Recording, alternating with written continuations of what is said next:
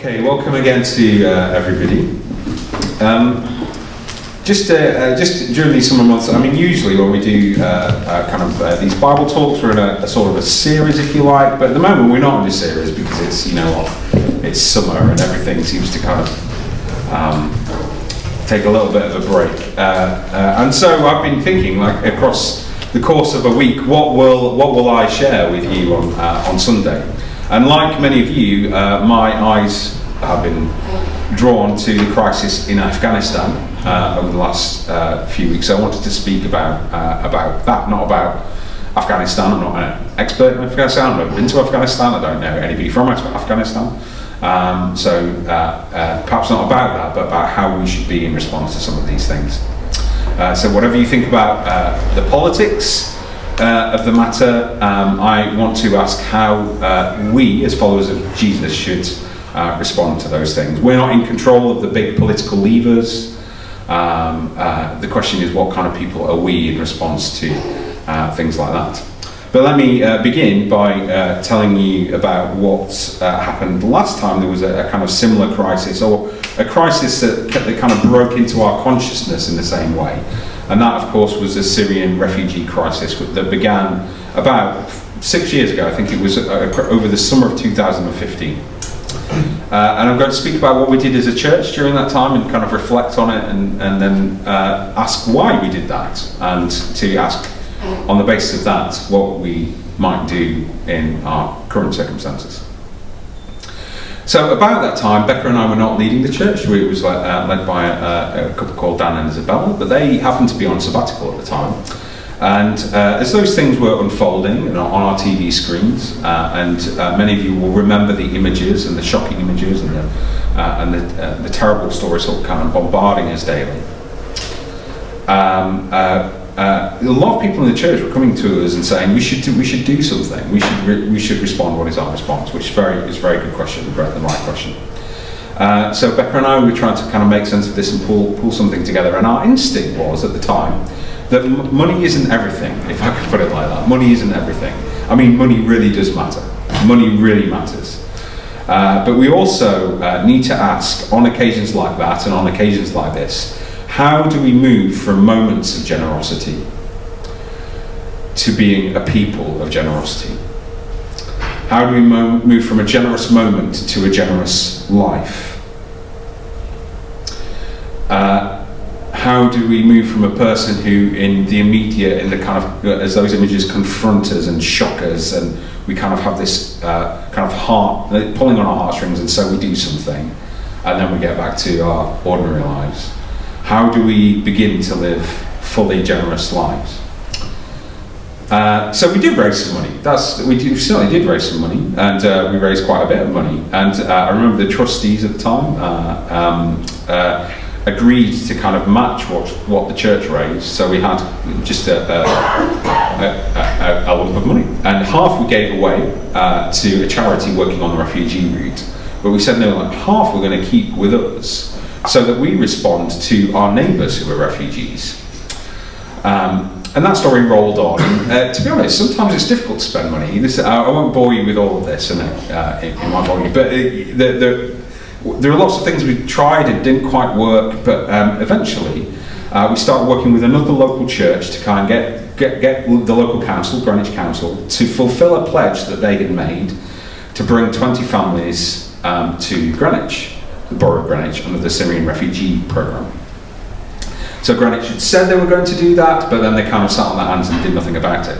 So we worked with this other church, and we kind of cajoled them, and we wrote letters and gathered other people, and we encouraged them to kind of fulfill what they said they would do. And they did that. They contacted the Home Office and began to line everything up.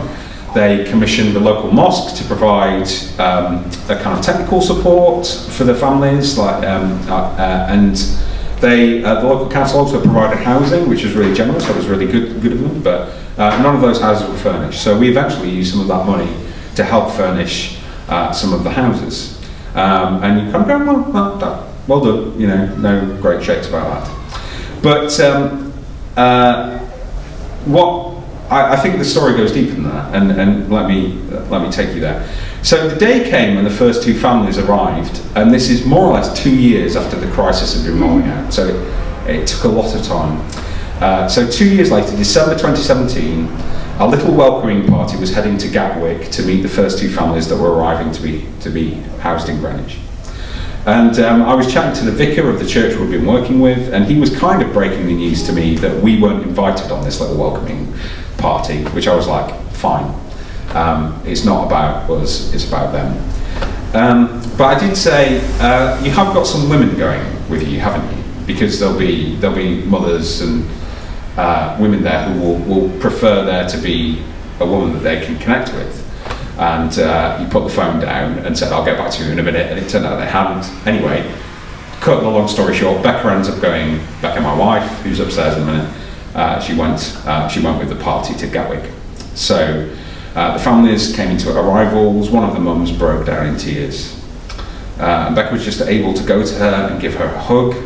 The guys in the party, a lot of whom were from local mosques, said, why is she crying? You know, now she's like in a safe place, what's the problem now? Well, anyway, it was a good thing that Becca was there. These families had flown from a camp in Lebanon. The family that we now know best, 2 young children, new country, no English. Why were they crying? They were crying because they were overwhelmed. Anyway, Becca went with them, took them, settled them into their flat, and as Becca headed for the door, the mum came up to her and took her hands and said, in whatever English she had at the time, "You are my sister." And that family have become our dear friends. We had them over a couple of weeks ago for just lunch on a Saturday.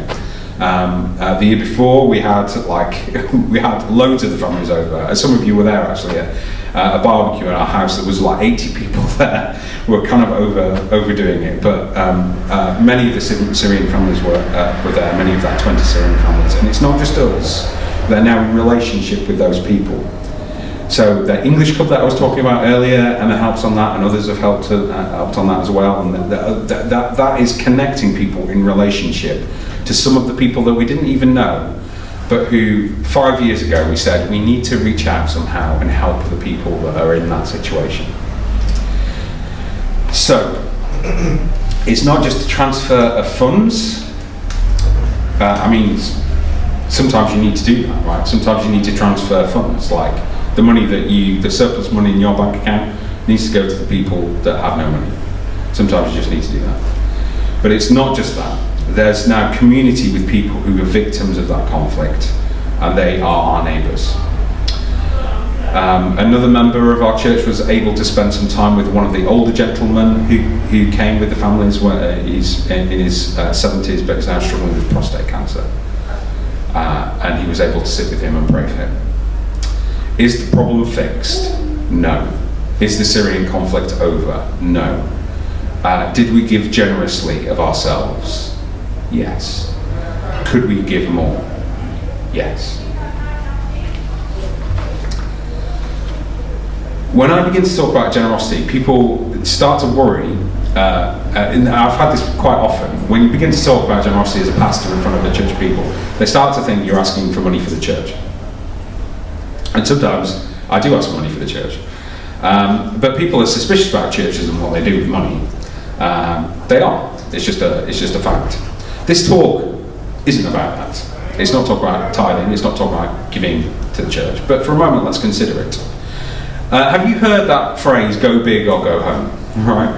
And that phrase, that question, is kind of a question in my mind. We're all going big on something, right?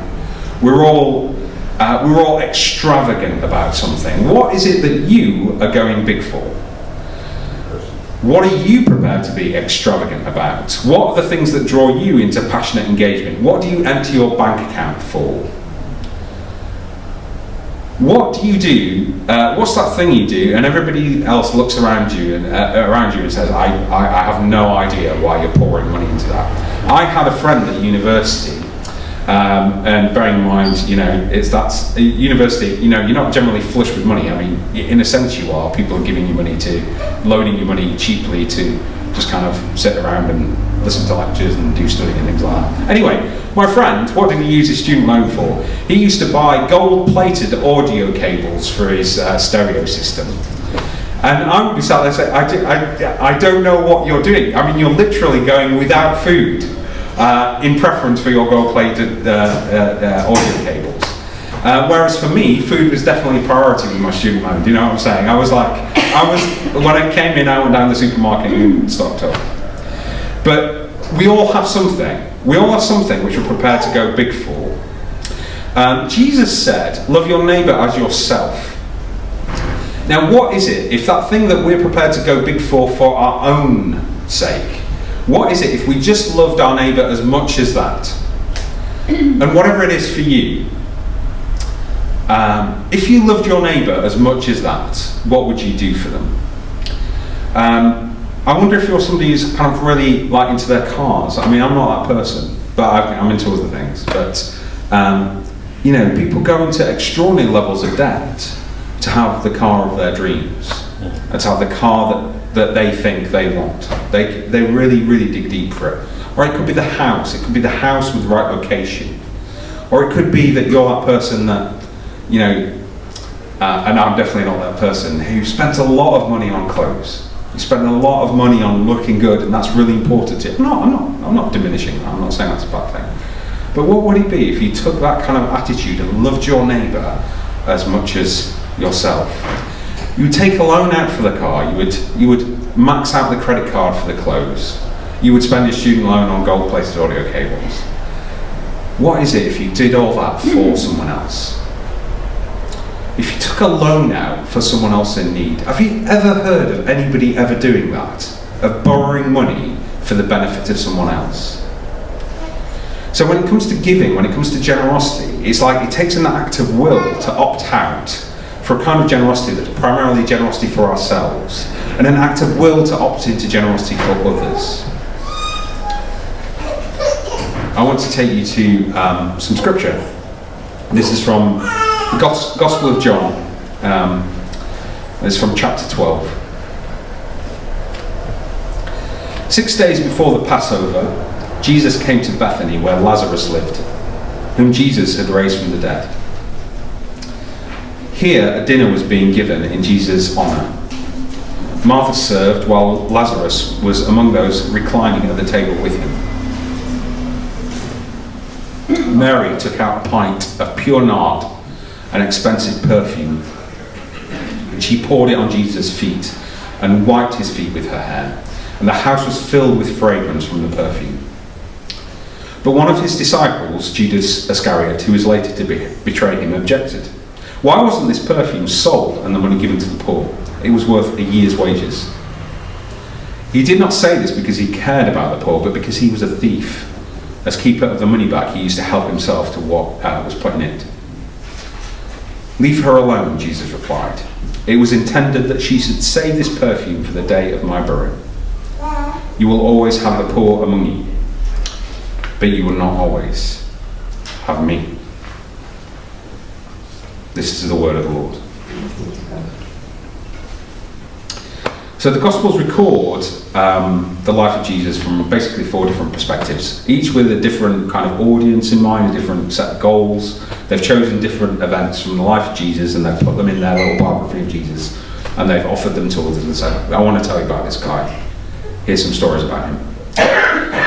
Besides the core teachings of Jesus and the accounts of his death, resurrection and ascension, there are only a few encounters that all 4 gospel writers choose to include in their stories, and this is one of them. Matthew, Mark and John share this story, and there's a very similar story in Luke, which scholars think is based on the same event. And according to John, this is how it happened. Jesus comes by the house of his friends. These people are his friends, Mary, Martha and Lazarus. In the chapter before, you can read about Jesus raising Lazarus from the dead. A meal is given in Jesus' honour. Why not? You would, wouldn't you? During the meal, Mary brings a pint of nard, which is a precious perfume, as John tells us. Now, why is the perfume precious? This perfume is precious because it's made from a plant that grows in the Himalayas. And that's roughly about 4,000 miles away from where they were eating this meal. So in an age when people would never leave their own village, never mind their own country, this perfume had been brought by traders and by the business of commerce, some 4,000 miles to the humble home of a family of Jews on the outskirts of Jerusalem in a place called Bethany.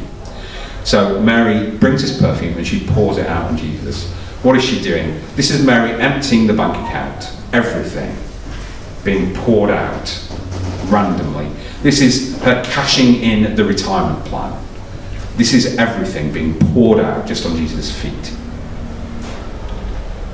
In the Gospel of Mark, it's recorded that Mary breaks the bottle. She smashes the bottle in which this perfume comes and anoints Jesus with this oil. What are you doing when you throw away the packaging? You're saying, I don't need that packaging. I'm not going to sell this later on eBay. It's not going to have I'm not going to keep it in the loft. This is it. This is the only time I'm going to see. So she breaks the jar and pours everything out. It was the custom of the time to anoint, that is, put a little bit of oil on honoured guests. It would help them smell a bit better after going to and fro in the hot climate. But it would be a drop here and a drop there, and that would be enough. But Mary smashes this bottle, she does away with her package. There's no need to keep it because everything is poured out on Jesus' feet. And what do you say when you see a thing like that? You see, what you say is that is a ridiculous act of unnecessary extravagance. What are you doing? And that's exactly what people said. Mary's extravagance is a kind of extravagance that makes the room extremely uncomfortable. And in fact, there are two kinds of reaction. There is an honest question that goes something like, is this the best way to use this? Is this the most efficient, most effective use of resources? Could we have a better impact if we use this differently? We could have sold this and given it to the poor. There's a dishonest question that has exactly the same words but has a different and hidden meaning. This extravagance annoys someone in the room because it affects what he can get out of the situation. But Jesus defends Mary. Mark records the story like this. So we read the story from John. Mark records it like this. Leave her alone, Jesus said. Why are you bothering her? She's done a beautiful thing for me. The poor you will always have with you, and you can help them anytime you want. But you will not always have me. She did what she could. She poured perfume on my body beforehand to prepare for my burial. Truly, I tell you, whenever the gospel is preached throughout the world, what she has done will also be told in memory of her. Wherever the gospel is preached, whenever the gospel is preached, this story is told. This extravagant act of generosity, of pouring out everything on Jesus' feet. Whenever the gospel is preached, this story is told. Why? Why is it told? Why does it accompany the gospel wherever it goes? Because God, who has been reaching for humanity since they lost themselves in the Garden of Eden, has taken on human flesh in order to find them and is about to go to the cross for their sake. That is an extravagant act of generosity. And this extravagant act of generosity is a reflection of it. The story belongs with the gospel. This is the gift. This is what happens when you receive the gospel. You will become dangerously, ridiculously, madly profligate in your response to Jesus and who he is and what he has done. It's a mirror to hold up to any follower of Jesus, saying, if you believe that, then what do you do with your life? What are you profligate about? What are you spending that looks a bit odd to other people? What are you spending on? Is it a car? Is it a house? Is it clothes? Is it fine foods or fine drink? What are you profligate about? Or are you profligate? Are you generous? Are you extravagant with what you're going to give and offer to Jesus and his cause? Have you seen how people who have received the good news are transformed? Or the dark side of that question, have you seen how people who claim to receive the good news are not transformed? So this story poses as a question, and it's like this. I see three options. One is to be an opportunist, one is to be a bureaucrat, and one is to be a worshipper. Just stay with me. An opportunist, a bureaucrat, or a worshipper. So Judas in this story is an opportunist. Who is Judas? Judas, of course, goes on to betray Jesus. We hear in this story that he's thinking about, we could have put a lot of money in our little joint account, Jesus, with that expensive bottle of perfume, and that would have been good for me. So who is Judas? On a superficial level, we hear in the story he's helping himself to the common purse. But think about Judas. Judas is a follower of Jesus. Judas has given a lot for Jesus. Jesus has given up his life. He's become one of Jesus' disciples. He's just mooching around the Judean countryside with Jesus. He's given up his job. He's given up his family, whatever he has. We can't be too dogmatic about who we think Judas is. He's probably not wholly corrupt in his motives. At some point in the past, there was a genuine call. But the time came when he saw that he could be a follower of Jesus without having to do it in the way that Jesus said. So he could get by comfortably without harming anyone, just skimming a little bit off the top every now and then, still staying part of the group, but treating himself every once in a while. But at some point, Jesus' heart crosses a line. We don't know when or where, but we know that at some point, Judas' heart crosses a line. And this is what is truly terrifying about it. This could be, is this our story? Are we on that journey too? Because we could be on that journey where at the start of things we're for Jesus and his cause. We're there. We're giving up a lot. But then we're for Jesus as long as it's not too hard or too demanding, or it takes up too much time or too much resource or too much attention. And then we're there for Jesus as long as it's working out for us. And then we're there for Jesus as long as he gives us what we think we deserve. And then we're not there for Jesus anymore. I think that was Judas' story. A pastor called Tim Keller often makes this observation. He says, if we're following Jesus with a condition, then what you really love is the condition. You say, Jesus, I want to be part of what you're doing as long as I can have that relationship. I want to be part of what you're doing as long as I can have that career. I want to be part of what you're doing as long as I get the respect I deserve. I want to be part of what you're doing as long as I don't have to give up this, that or the other. What you really love in that case is the as long as space blank. That is what you worship. That thing, not Jesus. So do we want to be an opportunist? Or do we want to be a bureaucrat? So in the other gospel tellings we have bureaucrats. They're fully on board with Jesus and what he's up to and his kingdom work, but they are really concerned that it's done properly. And oftentimes that's about protecting Jesus' reputation. They don't want Jesus to get into embarrassing situations. And in Luke, for instance, they ask Jesus, do you know who this woman is that's doing that to you? Do you know her reputation? They want to protect his resources, and they want to make sure that they get those resources to the programs where they're most needed. Now, bureaucrats are good people. They're pragmatic people. They're compassionate people. But in a way, they're making a similar error to the opportunist, because Jesus just becomes a means to the end. It's just a means to the end. The church becomes just a means to an end. Following him just becomes a means to an end. It's just another way of being a kind of generally good person. But Jesus isn't the object of worship. They're part of a project because the project has impact. And if the project's not having impact, then they're going somewhere else. But Mary doesn't do this for Jesus because he's having an impact. She does this because she loves him. Our culture, including our churches, they're highly instrumental. We focus on the ends, we choose the best means available, we set our objectives, we decide on our outputs, and we get the right strategy.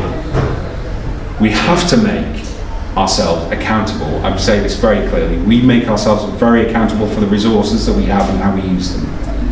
We don't hear anything else here than we want complete transparency. But sometimes we're at risk of using the word stewardship when what we're actually reaching for is the word control. We dare trust Jesus with our resources. We're bureaucrats. We think we know the right way to work the system to achieve our given end. I would find myself very often in this category. I'm concerned about money. I am concerned about money. I'm concerned about it spent well. I'm very concerned about that. But the risk is that we end up with the people who anoint with a little dab here and a little dab there. That's our attitude to Jesus. A little bit of honour. A little dab here, a little dab there. A little bit of love. A little dab here, a little bit dab there. We can freshen everyone up and there'll still be some left over for another day. So we eke out our devotion over time. We give a little bit, as little as we can afford. Like butter spread over too much bread. But Mary is not an opportunist, and she's not a bureaucrat. Mary is a worshipper. She is not there to negotiate with Jesus. She's not spreading out her devotion over a lifetime. She's not eking it out. She's pouring everything out. And what we have here, in the Gospels, in John in particular, frankly I say this, the women see a little bit more. They're a little bit more discerning. They just seem to be a little bit more connected with what Jesus is doing. What is she doing? Is she anointing our honoured guest? No, she's anointing a man for his burial. She had understood somehow what nobody else had understood around, that Jesus was going to die. In the last chapter, Lazarus was dead. Mary is worried about opening the tomb because of a terrible odour. She says, don't open it, it will stink. You'll stink the place out if you open that tomb. Jesus opens the tomb and raises Lazarus from the dead. Now, she's pouring out all this on Jesus for the sake of what? Because she knows that Jesus is a dead man walking. Mary's bottle is broken, the perfume is poured out. Jesus' body is broken, the blood is poured out. She knows that this is a different kind of death. It's not going to stink out the place. Instead, it will bring out the sweetest of fragrances, filling the whole world. This act of ultimate generosity will be a fragrance that fills the rooms of our lives as we recognize and respond to Jesus' life, death, and resurrection. If we look at that and dwell on that and shape our lives around it, then our lives are going to be turned completely inside out. Paul, the Apostle Paul, writing later in the New Testament, speaks about the generosity of the Macedonian church when he writes to the Corinthian church. So the picture there is Paul, he's encouraging the Corinthian church probably comparatively wealthy, to look at the Macedonian church, probably comparatively poor, and saying to the guys in Corinth, look at the guys in the Macedonian church. They have virtually nothing, but they're raising a lot of money for the guys that are experiencing a famine in Jerusalem. They're pouring themselves out. Now you do the same. This is how he says it. They exceeded our expectations. They gave themselves first of all to the Lord, and then by the will of God to us also. What Paul is saying is that these guys, they went big. They went really big. And they did that because they gave themselves first of all to the Lord. They gave themselves first of all to Jesus. They first of all recognized him, who he was, and then just tried to hold up a mirror to it, saying we want to be like that as well. Not opportunists, not bureaucrats, not dutiful religious-minded people. They were worshippers. So,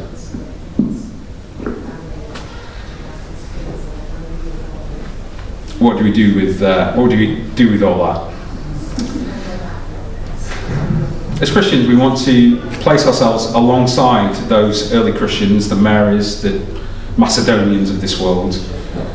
And as we're transformed by Jesus, not to pretend like it makes no difference in our lives, but to allow it to change us, change our families, change the way we use our home, our resources, open ourselves up to other people in terms of our time, our attention. And it will change lives, and it will change communities.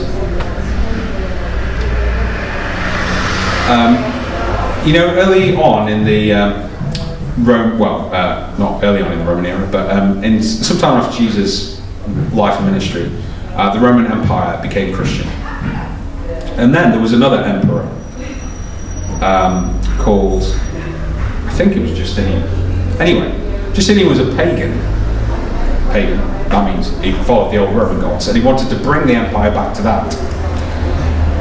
Julian the Apostate, sorry, this was getting on. And he said, the problem is, look at these Christians. The problem is that they support not even their own poor, but ours as well. They're giving themselves out for everyone. So that everyone can see that our people like aid from us. He wrote that in a letter to one of his administrators. Look at these Christians, they're looking after everybody. And everybody can see that in our own system, in our own way of life, we don't give the help that other people need. But they look at the Christians and say they can do it. These people were so lavish. It wasn't even that they had a great support network for a few. It was that they were becoming a nascent welfare state at a time when being vulnerable meant death, disease and squalor. And they helped people out.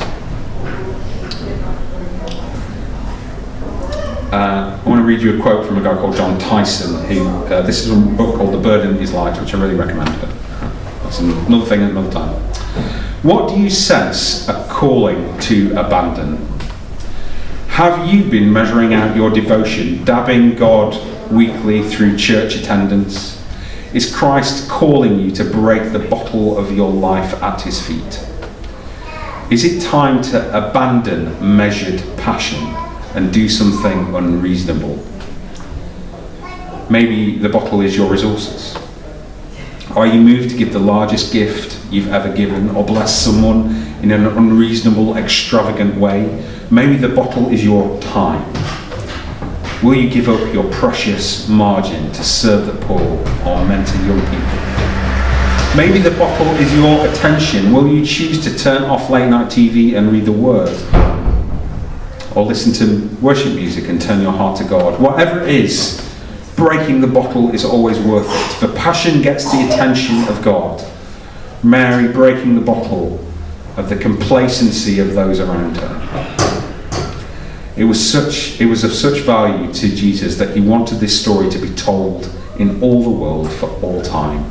Breaking the bottle lifts the weight of boredom and complacency. It draws us out of survival and into wonder and freedom.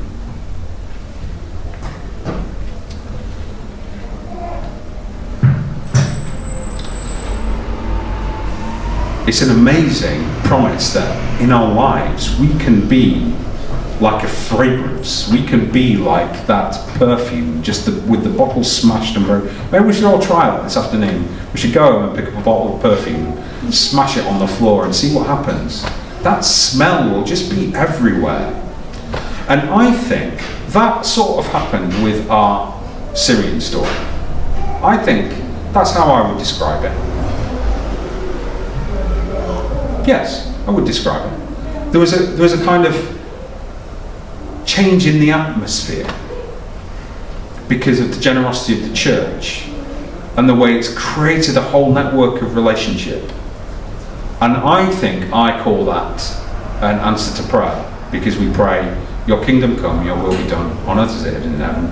I think if God were running the shop, he would like things like that to happen. It has the fragrance of Jesus. As we pour out our lives in generosity, we will make places smell of Jesus and his goodness and his generosity.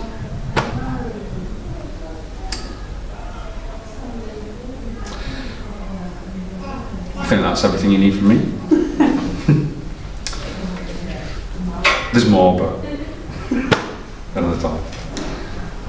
I just invite you to stand right now if you're able. We're just going to open our hands like this and we're just going to receive. I think this is it, isn't it? Mary knew she had received something. She'd received back her brother, who Jesus raised from the dead.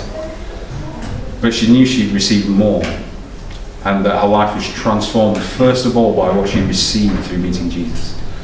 Just want you to close your eyes and open your hands. And we'll pray. Father God, whatever you have for us today, we want you to pour it out on us. Lord, whatever it is, it's the best. It's the best thing that could happen to us today.